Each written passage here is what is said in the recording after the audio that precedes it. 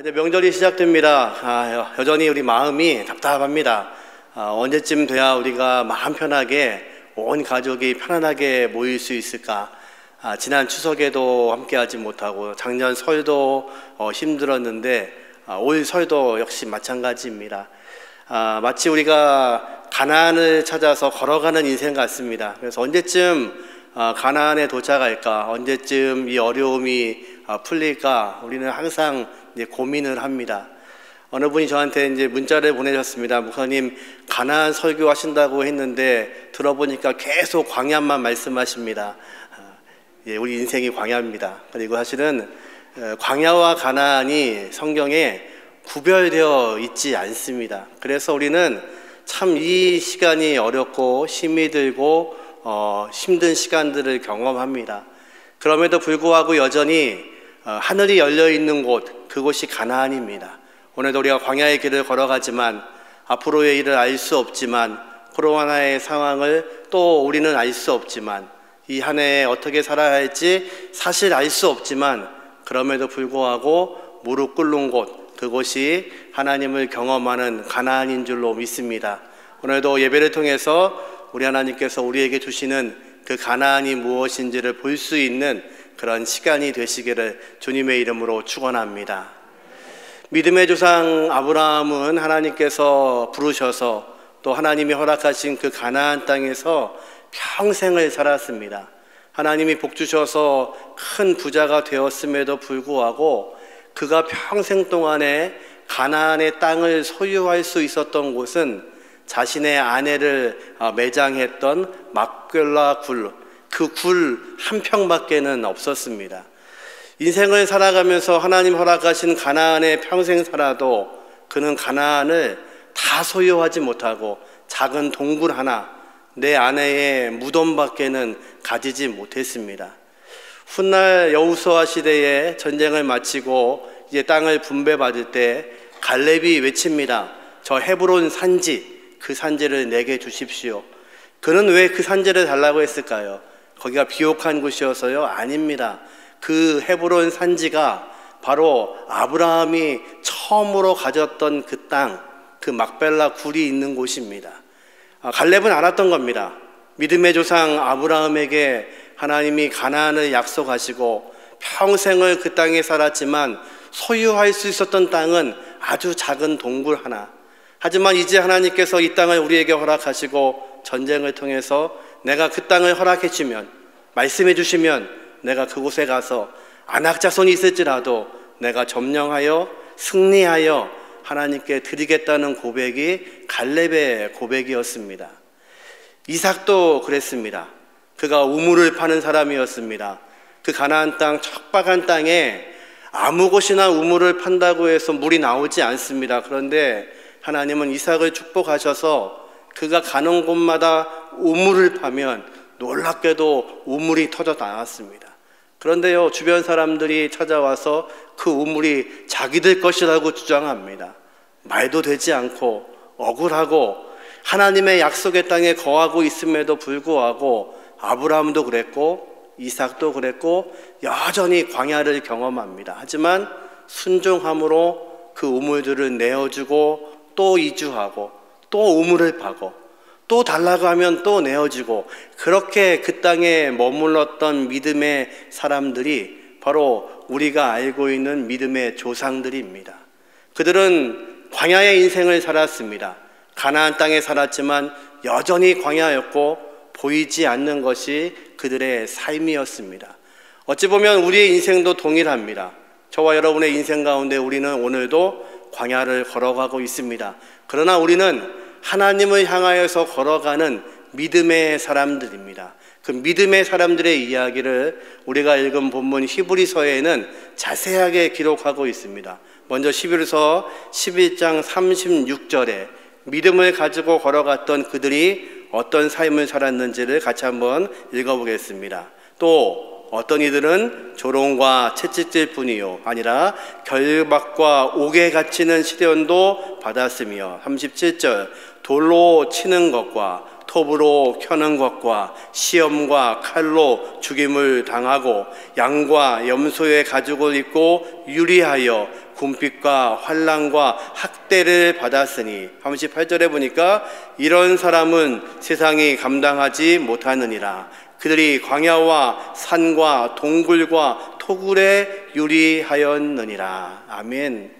믿음의 사람들의 모습을 뭐라고 성경은 기록하냐면 방황하고 있는 나그네, 인생을 표류하고 있는 나그네, 그리고 본향을 향해 걸어가는 순례자라고 성경은 말씀합니다.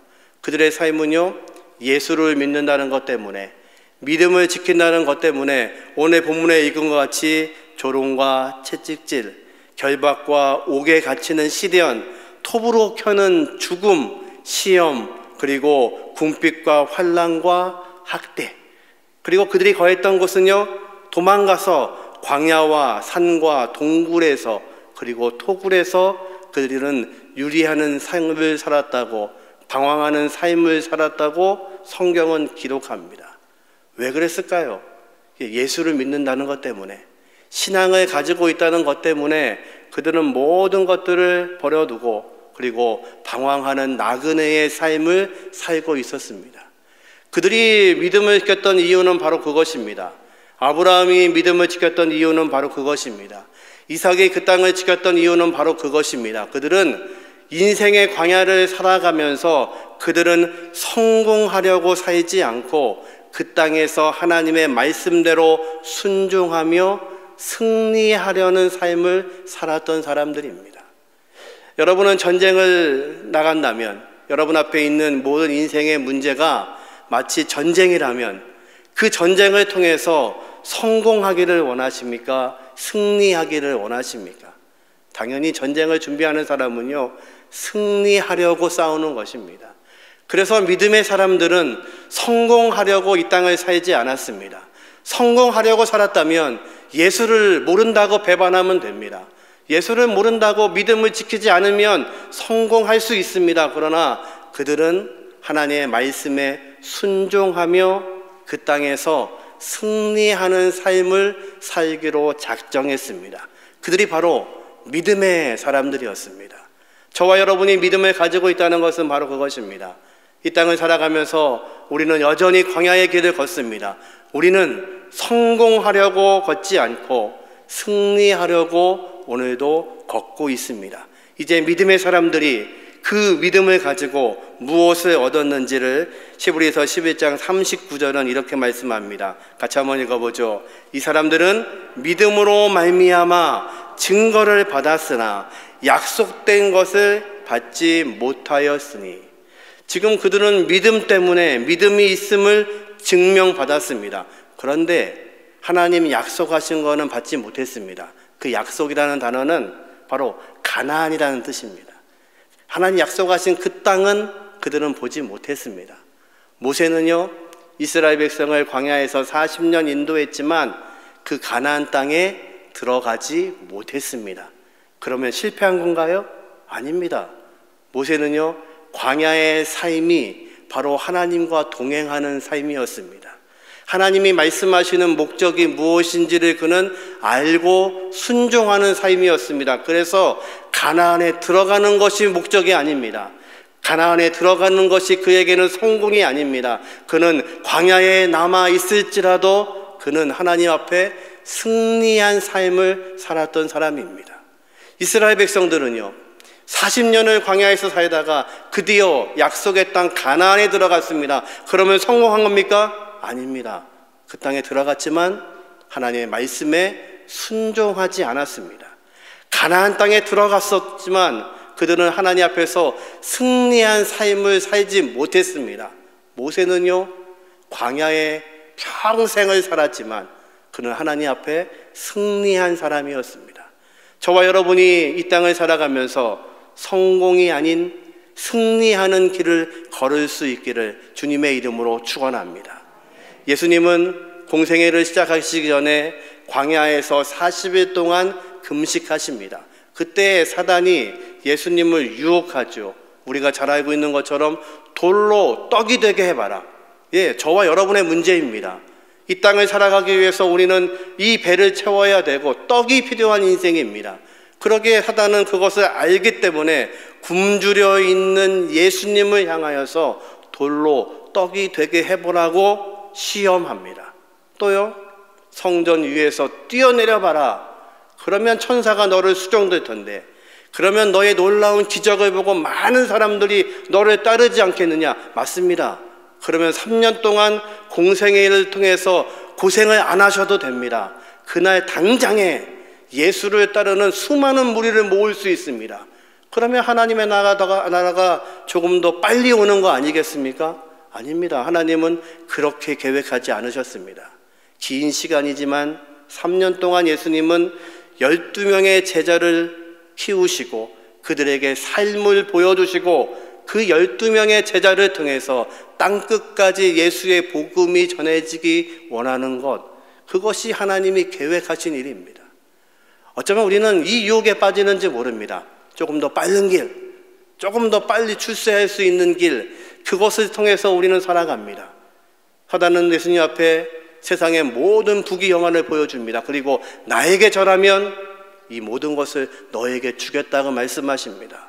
우리는 이것에 자유로울 수가 없습니다. 세상을 지배하고 있는, 바알이 지배하고 있는 세상에 살고 있는 우리는 누구도 이 유혹에 자유로울 수가 없습니다.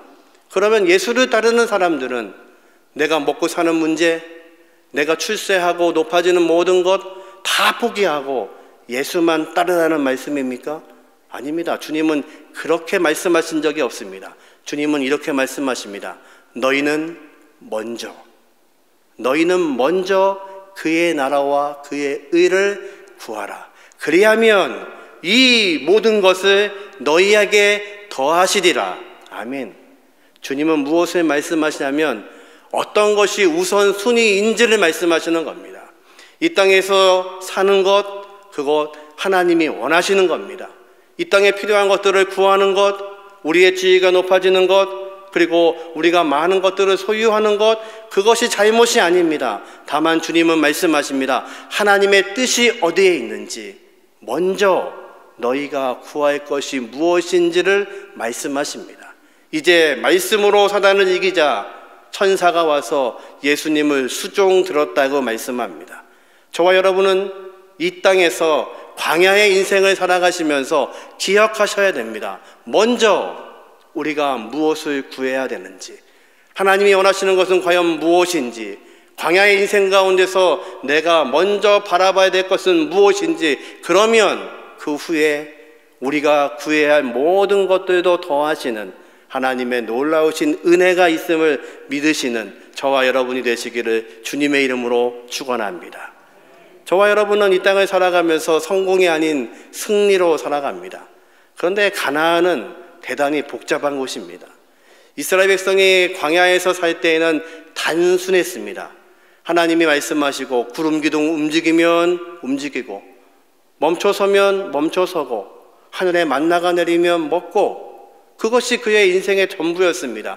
그래서 광야는 오히려 길이 잘 보이는 곳입니다. 그런데 가나안 땅에 들어오니까 길이 보이지 않습니다. 왜 길이 보이지 않냐면 모든 것이 땅에서 이루어집니다. 씨앗을 뿌려야 되고 추수해야 되고 먹을 것이, 내 창고를 채워야 되는 것들이 땅에서 나옵니다. 창고도 지어야 됩니다. 창고도 채워야 됩니다. 복잡한 일이 벌어지기 시작합니다. 여러분, 이 가나안의 복잡한 길 가운데서, 아니면 이 광야의 길 가운데서 우리가 하나님을 향해서 갈 수 있는 가장 좋은 방법은 무엇일까요? 하나님의 마음에 합했던 다윗은요, 그의 시편에 이렇게 기록합니다. 시편 23편 1절 말씀 같이 한번 읽어보죠. 여호와는 나의 목자시니 내게 부족함이 없으리로다. 아멘. 그렇게 믿으십니까? 여호와가 목자가 되시면 여러분은 부족함이 없으십니까? 아멘이 작아지시는데요. 어느 목사님이 어느 교회에 설교 요청을 받고 본문을 찾다가 시편 23편을 가지고 말씀을 정하기로 결정을 했습니다. 교회 전화가 왔습니다. 목사님, 주보에 설교 본문하고 제목을 넣어야 되는데 좀 알려주십시오. 예, 시편 23편입니다.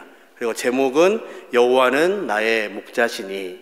그랬더니 그분이 잘못 알아듣고 그거 말고 더 필요한 거 없으십니까? 근데 그 얘기 듣고 목사님이 이제 감정이 상하신 겁니다. 아니, 여호와가 목자가 되시면 그것으로 다 되는 건데 뭘 더 필요하다고 하나. 그래서 약간 억양이 높아지셔서 예, 그것이면 충분합니다. 네, 알겠습니다. 다음 주에 갔더니 주보를 봤더니 주보에 설교 제목이 이렇게 나와 있는 겁니다. 여호와는 나의 목자시니 예, 그것으로 충분합니다. 여러분, 정말 여호와가 목자 되시면 그것으로 충분하십니까? 사실 여러분, 뒤에 나오는 2절, 나를 푸른 초장에 누이시며 쉴 만한 물가로 인도하시는도다. 그것 때문에 혹시 여호와가 나의 목자가 되시면 가능하다고 말씀하는 거 아닙니까? 사실은 시편 23편의 중요한 구절은 4절입니다. 4절 한번 같이 한번 읽어보겠습니다. 내가 사망의 음침한 골짜기로 다닐지라도 해를 두려워하지 않을 것은 주께서 나와 함께 하심이라. 주의 지팡이와 막대기가 나를 안위하시나이다. 여러분, 우리의 인생은요, 사망의 음침한 골짜기를 계속해서 걸어가는 겁니다. 그 사망의 음침한 골짜기가 사라지면 끝나는 것 같은데 아니요, 계속해서 사망의 음침한 골짜기는 계속해서 이어집니다. 왜냐하면요, 우리는 지금 사막을 걷고 있고 광야를 걷고 있고 인생이 광야이기 때문에 그렇습니다. 그런데 이 시편의 주제는 바로 그것입니다. 내가 사망의 음침한 골짜기가 없다는 것이 아닙니다. 있습니다. 다윗은 그 사망의 음침한 골짜기를 13년 동안 헤맸던 사람입니다. 내가 왕 되겠다고 한 적이 없는데 하나님이 기름 부으시고, 기름 부으셨으면 왕 되게 하셔야 되는데 사망의 음침한 골짜기를, 광야의 모든 골짜기를 헤매며 다녔습니다. 이 사망의 음침한 골짜기가 있습니다. 근데 양들은요, 무엇을 두려워하지 않냐면 목자와 함께 가면, 저 목자를 따라가면 오늘도 광야고 오늘도 사망의 음침한 골짜기일지라도 저 목자를 따라갔더니 쉴 만한 물과 푸른 초장이 나온다는 것을 알고 있습니다. 그러기에 이 사막을, 이 광야를 통과하는 가장 좋은 방법은 목자가 되시는 하나님을 따라가는 겁니다. 이스라엘 백성들은요, 평생을 광야에서 구름 기둥을 보았습니다. 평생을 눈만 뜨면 불기둥을 보았습니다. 그런데 그것이 하나님의 인도라고 생각하지 못하고 살았습니다. 그래서 시편 기자는 시편 78편 52절에 하나님이 이스라엘 백성을 어떻게 인도하셨는지를 이렇게 기록합니다. 같이 한번 읽어보죠. 그가 자기 백성을 양같이 인도하여 내시고 광야에서 양떼같이 지도하셨도다. 아멘. 목자가 지팡이와 막대기로 양들을 인도하는 것처럼 하나님은 이스라엘 백성을 구름 기둥과 불 기둥으로 인도하셨습니다. 그런데 그들은 그것이 인도하심이라고 알지 못했습니다. 그래서 계속해서 그들은 그 사막이 광야였던 겁니다. 모세는요, 그 구름 기둥과 불 기둥이 하나님의 인도하심인 것을 알았습니다. 그것이 움직이는 이유를 알고 있고, 하나님이 이 백성을 어디까지 가게 하시는지, 왜 이 사막에서, 이 광야에서 연단하고 계시는지를 그는 알고 있었습니다. 그러기에 가나안 땅에 들어가지 않아도 그는 이미 그 광야에서 하나님과 동행하는, 하나님의 인도함을 받는, 하나님이 목자 되시는 것을 경험했던 사람이기에 그는 승리자였습니다. 이스라엘 백성은요, 이 모든 것들을 봐도 하나님이 인도하시는 건지를 알지 못하니까 그 광야에서 구름 기둥을 보아도, 불 기둥을 보아도, 만나를 먹어도, 메추라기를 먹어도 감사가 아니라 불평과 불만뿐이었습니다. 그것이 그들의 문제고 그들의 어려움이었습니다. 저와 여러분이 이 광야를 통과할 때에 하나님이 우리의 목자가 되심을 발견하고 목자 되신 그 주님을 따를 수 있는 저와 여러분이 되시기를 주님의 이름으로 축원합니다. 이사야는 고백합니다. 반드시 내가 그 광야의 길을 내겠고 그 사막의 강을 내겠다. 예, 그런 일이 이스라엘 땅에는 벌어집니다. 이스라엘 땅은요, 우리나라 태백산맥처럼 가운데에 큰 산맥이 있습니다. 그래서 동과 서가 갈라져 있습니다. 이 산맥이 얼마나 높으냐면 해발 800m에서 1000m쯤 됩니다. 거기에 주요한 도시가 다 산 위에 있습니다. 예루살렘, 그리고 여리고, 그리고 헤브론, 베들레헴, 이런 주요 도시가 다 산 위에 있습니다. 서쪽 지중해에서 구름이 몰려옵니다. 비를 품은 구름이 와서 이 산맥에 부딪히면 비가 어디에만 오냐면 서쪽에만 비가 옵니다. 그럼 동쪽에는요, 비가 오지 않습니다. 그래서 동쪽은 다 사막입니다. 그런데요, 이스라엘 땅은 어떤 땅이라고요? 비가 와도 그 빗물을 가지고 있는 땅이 아닙니다. 모두가 반석입니다. 그래서 물이 다 흘러 빠져갑니다. 어디로? 동쪽으로. 그래서 광야에 홍수가 나기 시작합니다. 우기가 되면 비 한 방울 안 내리는 광야 땅에 홍수가 납니다. 그래서 홍수가 나는 그 곳을 와디, 건천이라고 합니다. 비가 오지 않을 때는 길입니다. 그런데 비가 오면 홍수가 나서 강이 흘러가고 있습니다. 여러분, 놀라운 것은요, 하나님이 우리에게 은혜를 폭부처럼 부어주셔도 그것을 내가 흡수하지 않으면 다 흘러가고 맙니다. 광야에 살아도 하나님의 은혜를 간구하는 사람들에게는 그 마른 땅에서도 하나님이 만드신 강물을 만나게 하시는 것이 하나님의 은혜입니다. 여러분, 광야는요, 바로 하나님이 만드신 가나안입니다. 저와 여러분이 광야에 서 있을지라도, 이 한 해도 광야 같은 길을 걸어간다 할지라도, 말라 있어도 하나님 허락하신 강물을 만날 수 있는 곳이 바로 하나님을 의지하고 있는 사람들, 여호와가 나의 목자 되심을 믿고 있는 사람들, 그래서 사망의 음침한 골짜기를 오늘도 걷고 내일도 걸을지 몰라도 여전히 두려워하지 않는 그들에게 주시는 하나님의 놀라우신 복, 그것이 저와 여러분의 은혜인 것을 믿으시기를 주님의 이름으로 축원합니다. 저와 여러분이 광야를 걸어도 하나님 허락하시는 귀한 단비의 샘물을 얻을 수 있는 인생이 되시기를 주님의 이름으로 축원합니다. 다윗이 쓰고 있는 이 시편에 쉴만한 물가라고 표현한, 쉴만한이라고 표현한 이 단어는 메뉴하라는 히브리어 말입니다. 이 단어에는 이런 뜻을 포함합니다. 정착, 안심, 안식하게 만드는 겁니다.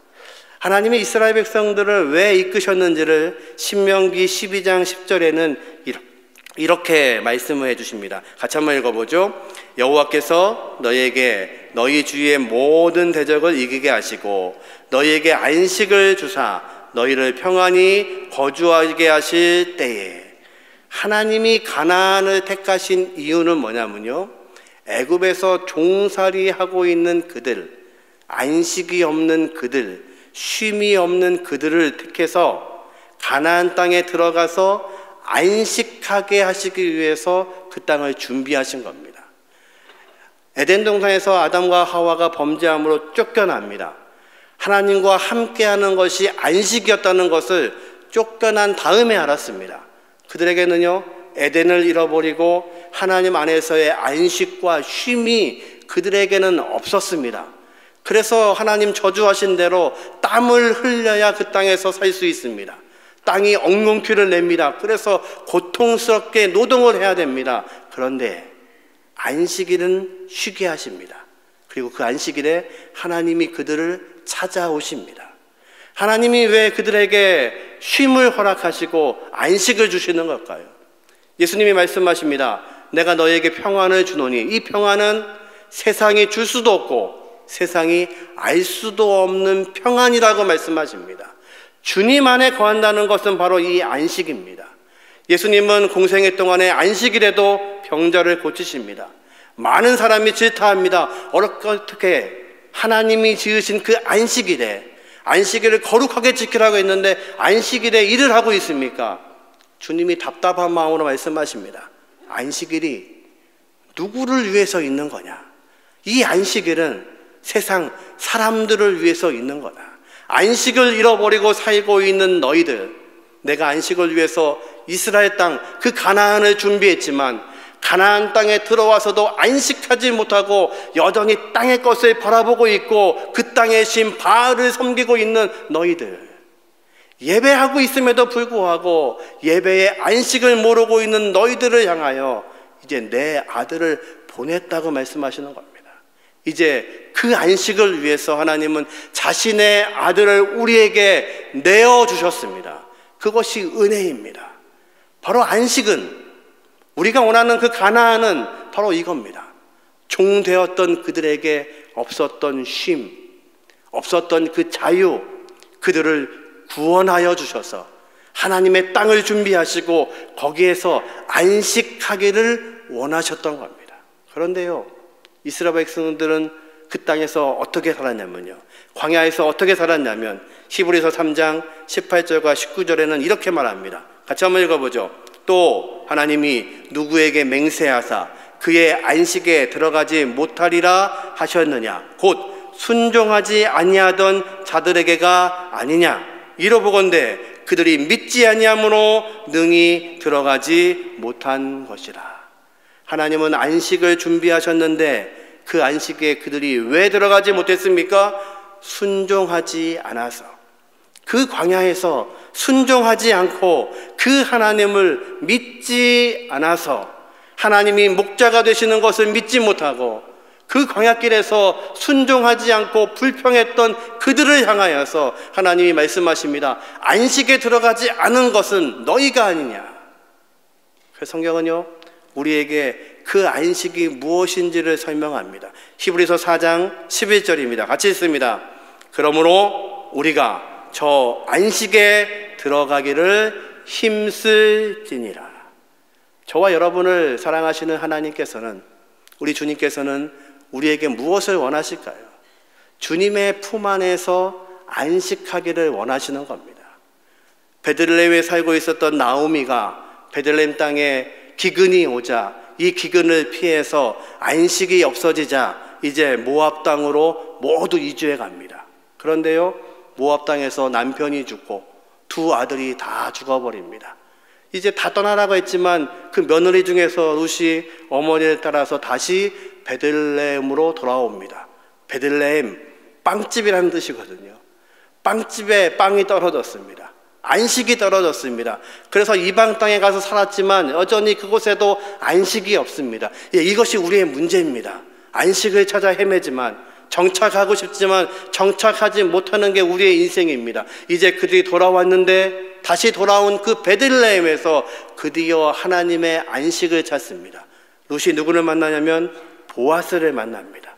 그리고 보아스의 아내가 되고, 놀랍게도 이 두 사람 사이에서 가깝게는 하나님의 사람 다윗의 조상이 되고, 다윗의 족보를 통하여서 그 베들레헴 땅에 하나님의 아들인 예수가 태어나시게 됩니다.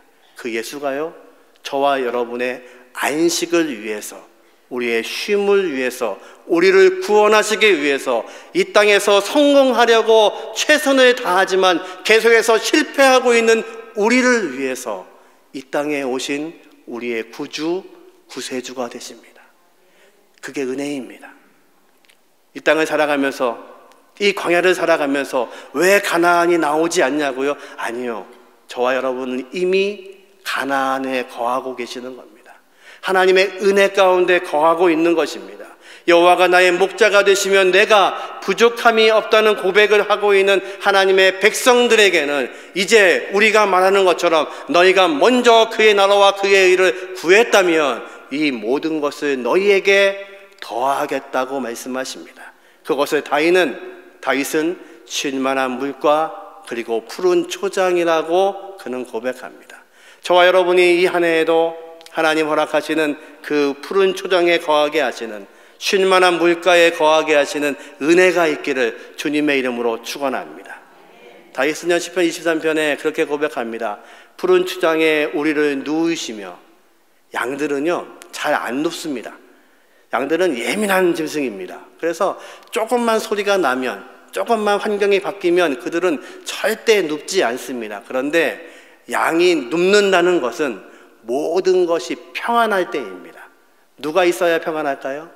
목자가 옆에 있으면 양은 눕습니다. 그래서 목자는요, 가장 행복할 때가 뭐냐면 내 양들이 내가 있는 것 때문에 평안해서 누워있는 것을 보면 목자는 제일 행복해야 합니다. 여러분, 저와 여러분을 만드신 하나님이 언제 가장 기쁘실까요? 인생의 광야를 달려가고 있음에도 불구하고 하나님 창조하신 우리가 여전히 하나님을 바라보고 이 어려움 속에서도 하나님이 내 목자가 되심을 믿고 평안하게 쉬고 있는, 평안하게 모든 것을 하나님께 맡기고 있는 그 모습을 우리 하나님은요, 가장 기뻐하십니다. 이 명절이 저와 여러분에게 쉼이 있고 안식이 있게 하시는 은혜가 있기를 주님의 이름으로 축원합니다. 우리의 인생은 광야길입니다. 그 광야길에서 누가 목자가 되시는지를 알고 그 목자 되시는 하나님이 함께 하시기 때문에, 주님이 함께 하시기 때문에 오늘도 그 푸른 추장에 누워 있을 수 있는 귀한 복을 누리는 저와 여러분이 되시기를 주님의 이름으로 축원합니다. 말씀을 정리합니다. 오늘은 광야 안에서 우리는 어떻게 가나안을 찾을 수 있는지를 말씀드렸습니다. 첫 번째, 광야는 성공이 아닌 승리를 위해 사는 곳입니다. 우리는 성공하려고 달려가지 않습니다. 말씀에 순종함으로 승리하는 장소가 광야입니다. 두 번째, 광야는요, 목자의 인도를 받는 곳입니다. 광야를 지날 수 있는 방법은 하나입니다.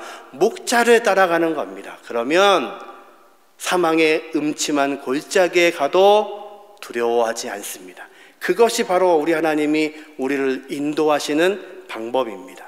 마지막으로 광야는 진정한 안식을 배우는 가나안입니다. 광야가 가나안입니다. 우리가 걷고 있는 이 길이 이미 가나안입니다. 이곳에서 무엇을 배우냐면 진정한 안식을 배우는 겁니다. 주님 안에 거하는 것, 주님의 놀라우신 평안을 경험하는 것, 그것이 바로 가나안을 경험하는 것입니다. 저와 여러분의 삶이, 이 한 해의 삶이 그 영적인 가나안을 경험함으로 이 광야도 가나안으로 변하게 하시는 은혜가 있기를 주님의 이름으로 축원합니다. 우리 다 자리에서 일어나셔서 같이 찬송하겠습니다. 날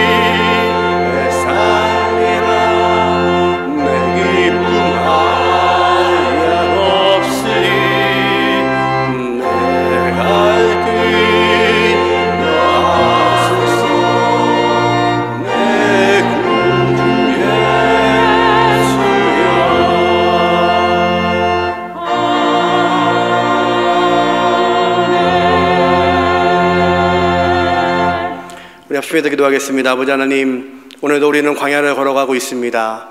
이 광야 가운데서도 하나님의 놀라우신 생각들을 보게 하여 주옵소서. 하늘이 열려있는 곳, 그곳이 가나안인 것을 믿습니다. 아버지 하나님, 이 광야길에서도 하나님 바라볼 수 있는 우리가 되게 하시고 우리의 인생이 되게 하시고 우리의 가정이 되게 하여 주옵소서. 우리 합심해서 기도하겠습니다. 헌하신 아버지 하나님 감사합니다. 아버지 인도하여 주옵소서. 이 광야길을 걷는 동안에도 하나님 말씀하여 주시고 인도하여 주셔서 아버지 하나님이요, 우리의 눈물이 그치게 하시고 하늘을 바라보게 하시는 은혜를 더하여 주셔서 하나님의 귀하신 생각들을 볼 수 있도록 은혜를 더하여 주옵소서. 아버지 하나님이요, 이 명절에도 하나님 함께 하시고 우리의 가정이 하나님의 놀라우신 평안이 있게 하여 주시고 하나님의 놀라우신 평안 가운데 거할 수 있도록 은혜를 더하여 주셔서 하나님 말씀하시는 시간 될 수 있도록 은혜를 더하여 주옵소서. 광야길에서도 말씀하시는, 광야에서도 가나안을 보게 하시는 은혜를 우리에게 더하여 주옵소서.